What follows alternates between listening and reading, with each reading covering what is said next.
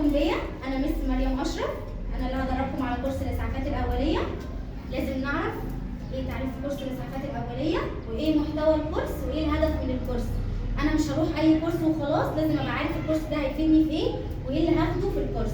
فاحنا في الكورس ده هنعرفكم ازاي تقيم حاله مرضيه للمريض، ازاي تحدد نوع الاصابه، ازاي تاخد العلامات الحيويه من ضغط وتنفس وحراره والنبض ونسبه الاكسجين في الدم، ازاي تدي الحقن بانواعها سواء حقن عضل او حقن وريد، حقن تحت الجلد، حقن الانسولين، حقن اللي هي في القدمه، ازاي نتعرف على حالات الاغماء بانواعه وازاي نعمل لها اسعافات، ازاي الجلطات وازاي نعمل لها اسعافات، والجلطات برضه ليها انواع، ازاي نعمل اسعافات اوليه لحد كسور او جروح او حروق وهكذا. واهم حاجه اللي لازم كلنا نبقى عارفينها، واعتقد ان كلكم برضه جايين عشانها، اللي هو CPR او انعاش القلب الرئوي. تمام؟ تمام كده؟ تمام. عايز تاني نكمل؟ تمام.